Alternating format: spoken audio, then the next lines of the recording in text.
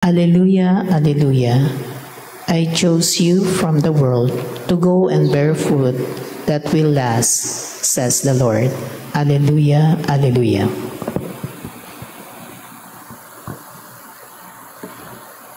The Lord be with you. And with your spirit. A reading from the Holy Gospel according to Matthew. Glory to you, O Lord. The mother of the sons of Zebedee approached Jesus with her sons and did him homage, wishing to ask him for something. He said to her, "What do you wish?" She answered him, "Command that these two sons of mine sit, one at your right and the other at your left in your kingdom."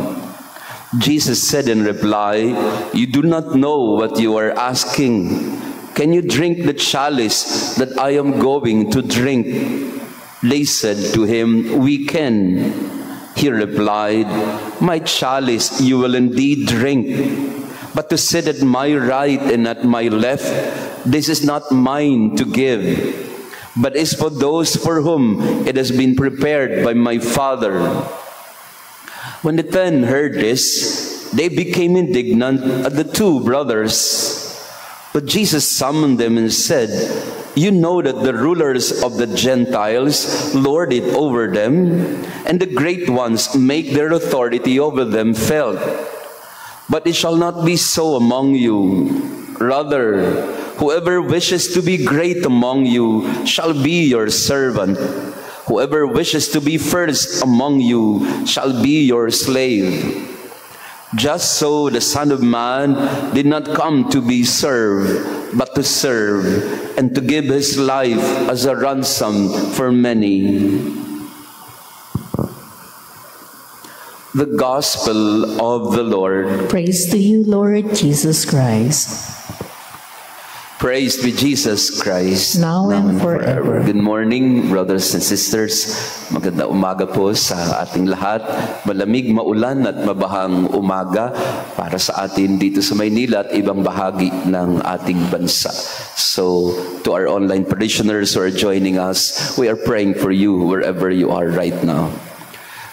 At ang ating misa po ngayon sa Kapistahan ni Santiago ay iniaalay natin para sa mga kapatid natin na naapektuhan ng malubha ng habagat na may kasamang karina na pinagdaanan nating lahat. Pagdasal natin yung mga nawalan ng tahanan, yung mga nasa evacuation centers. Kagabi sa aming group chat ng mga pari ay nandun sunod-sunod yung pagkapakita ng mga larawan ng mga simbahan na nabaha. Dito sa Sampaloc, ang Holy Trinity, San Jose de Troso, at iba pang mga simbahang pinasok din ng tubig at tumaas din ang tubig. At mga simbahan din na naging evacuation centers, lalo na yung Quiapo. Ang Quiapo ay nagmistulang evacuation center. At marahil ay ito'y isang misyon ng simbahan na dapat niyang gampanan sa panahon ng pangangailangan.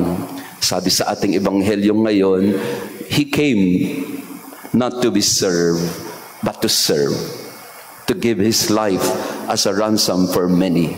Ito yung habilin ni Jesus sa mga alagad, lalo na kay Santiago at kay San Juan, the sons of thunder, Boanerges, na inilapit ng kanilang ina kay Jesus na, "Pwede ba, Panginoon, ilagay niyo yung aking mga anak isa sa kaliwat kanan mo para sila ang maging mga kalapit sa iyo o malapit sa iyo at mas mataas ang kanilang katungkulan."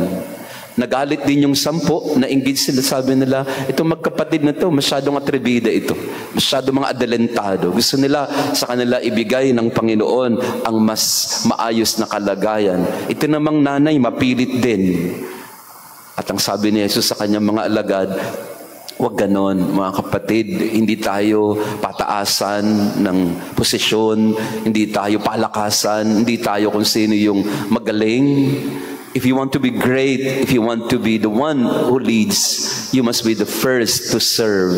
ikaw yung unang maglingkod. At ginawa ito ng simbahan sa mga pagkakataong ito sa paligid natin na may maraming pangangailangan. Nagbukas ang ating mga simbahan para doon sa mga walang masilungan.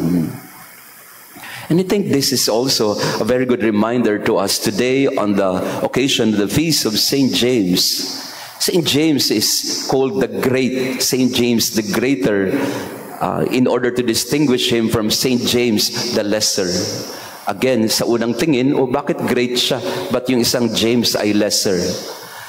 The greatness of James comes from two things. First, because he was the first to be called together with his brother John and Peter and Andrew. Sila yung unang tumugon sa tawag ni Jesus. So in that sense, he is great because he responded right away to the invitation of Jesus, the first to be called. At least among the four to be called the first. But secondly, more importantly, James is called the Greater because he's the first apostle to lay down his life for Jesus in the time of Herod Agrippa, the grandson of Herod the Great. In Acts chapter 12, si Santiago ang unang nag-alay ng kanyang sarili para sa Panginoon. He was beheaded by Herod Agrippa. At ito yung tinatanong ni Jesus sa kanya dito sa ebanghelyo natin. Kaya nyo bang tanggapin ang kopa ng dugo at sakripisyong aking ibibigay sa inyo? Ang sagot ni Santiago agad-agad kay Jesus. Sagot ni Juan kay Jesus, yes Lord, we will drink from the cup of sacrifice. At pinindigan ni Santiago yon. He is the first to be martyred among the apostles. Maganda po yung kwento ni Santiago kasi konektado din ito sa pagpapahayag ng mabuting balita sa Iberian Peninsula, sa Spain specifically. According to tradition, James, after the Pentecost event, he was sent to evangelize Spain. Siya yung napunta doon para magpahayag ng mabuting balita.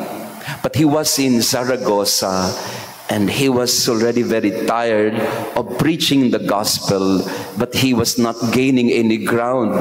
Wala nakikinig sa kanya, pagod na siya sa kanyang pag-mission. At sa kanyang pagod, ayon sa tradisyon, ay nagpakita sa kanya ang mahal na birhen na nakatayo sa isang haligi. Ito po yung tinatawag nating Our Lady of the Pillar, which you can find in Spain, in Zaragoza. Our Lady of the Pillar. Ang sabi ng mahal na Inang Maria noon, nabuhay pa, na nasa Jerusalem, pero nagpakita sa kanya, sabi niya kay James, Tiago, James, do not be afraid and do not be tired. Do not allow your tiredness to take away your enthusiasm to preach the gospel. So, pinalakas ni Maria, ng ating mahal na Inang Maria, ang loob ni Santiago o ni Tiago sa kanyang misyon. And eventually James went back to Jerusalem, and in around 44 AD, he was beheaded by Herod. And another legend or perhaps story that is connected with St. James is after he was beheaded, his disciples, followers, brought his body back to Spain, this time in the Galician region of Spain. At doon nagsimula naman ang tradisyong tinatawag nilang Camino de Santiago of Compostela. It is said that the body of James was brought by his disciples back to Spain in a scallop, sa isang shell, at doon nila nilagay ang katawan ni Santiago. And again, according to the story, someone found his beheaded body, and there began the story of the Camino. Camino means walking, paglalakbay kasama ni Santiago. At mayroon tayong mga parishioners, no, na kinukwento nila sa akin na, Father, recently we were in Camino. Ako din po, is my bucket list to make a Camino in de Santiago, na maglakad katulad ng paglalakbay ng maraming mga pilgrims patungo sa shrine ni St. James. So what can we learn from James the Greater? That his greatness comes from laying down one's life His greatness did not come from being higher or superior compared to the rest of the disciples. His greatness comes from his fidelity to Jesus. His greatness comes from his humility and willingness to give his life for his master, Jesus Christ. In the Gospels, we find James as one of the close-in aides of Jesus, together with his brother and Peter. They were a witness to the healing of the daughter of Jairus. They were together with Jesus in the mountain of transfiguration. And he was with Jesus in Gethsemane together with his brother John and Peter. But true and true, the life of James is one of love and fidelity for Jesus. Sacrifice and offering. At yun din ang hamon sa atin bilang isang simbahan sa panahong ito. Maglakbay ng may katapatan kay Jesus, maglakbay ng may katapangan sa gitna ng mga pagsubok, maglakbay na may kababaang loob na paulit-ulit at patuloy na naglilingkod. Si Santiago ay isang santo na pwede nating maging modelo sa paglalakbay. In our camino in life, let us look to St. James for inspiration. That in our tiredness, kahit pagod na tayo, the Blessed Mother walks with us, Our Lady of the Pillar. Jesus calls us, never get tired of following me. Let's do our camino every day. Let's walk with Jesus every day. Not ever minding the tiredness, but always looking out or looking for the mission entrusted to us. In our camino and journey in life, we imitate St. James. Kahapon po, and I would like to end with my own personal experience of this habagat, Galing po ako ng Baguio, nagbigay po ako ng panayam sa isang kumperensya ng mga kabataan at bumaba ng Baguio, pumunta ng La Union para makipag-meeting kay Bishop Presto sa La Union. And yun, naabutan na kami ng baha sa gitna ng paglalakbay. So yung dapat ay 4 na oras lamang ay inabot ng halos 10-11 oras na paglalakbay. At nandun po kami sa NLEX, sarado ang NLEX, and I was already prepared to stay overnight in NLEX. At alam po ninyo naman, I have been very vocal about it. Pinakaayaw ko talaga yung ako'y na-stranded. Kasi na-stranded na nga ako sa Guam ng 1 linggo Tapos sabi ko sa sarili ko, ngayon may stranded na naman ako dito sa NLEX. Kaya I was very agitated and restless because I hate the feeling of not being in control. I don't like it that I'm being asked to do something that I don't really like, to stay and, Pero along the way, God sends angels to you. So habang ako po'y nandun sa NLEX, ready na para matulog sa NLEX, meron po tayong parishioner na si Sir Luigi Bautista. Siya po'y nagtatrabaho sa NLEX and he messaged me na, Father, bukas na ang NLEX, pumunta na kayo. Ayun. Kaya po ako nakatawid mula sa NLEX because of an angel of a parishioner. My reflection on that in our journey in life, there are many discomforts, there are many, in a way, disturbances in our life journey. But God will always send angels to you to minister to you, so that your agitation, so that your tiredness would be at least eased away. Sa paglalakbay sa buhay, sa kamino ng buhay, laging ang Panginoon ay magpapakita at magpapahayag sa atin na, just go on, you can cross the flood. So like the hundreds of those stranded, I felt helpless in that situation. But time and again, the Lord will send angels to minister to us and help us.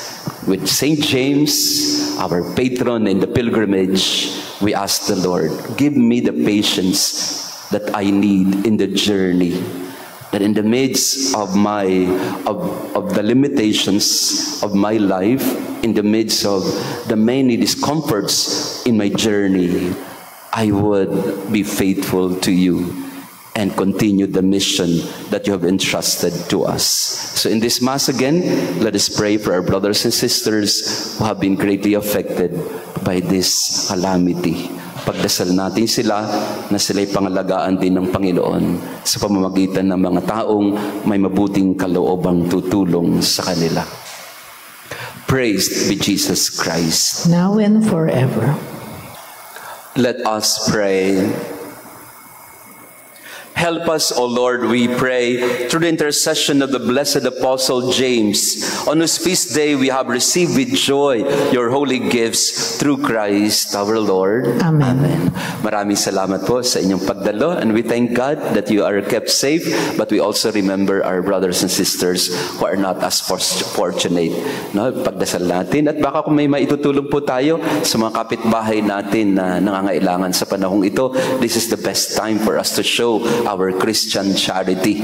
Through the inspiration of St. James, may we walk together and fulfill the mission that the Lord has entrusted to us, and that is the mission of charity and love. After the Mass, we will have our healing prayer through the relic of Santa Maria Goretti and San Ezequiel Moreno.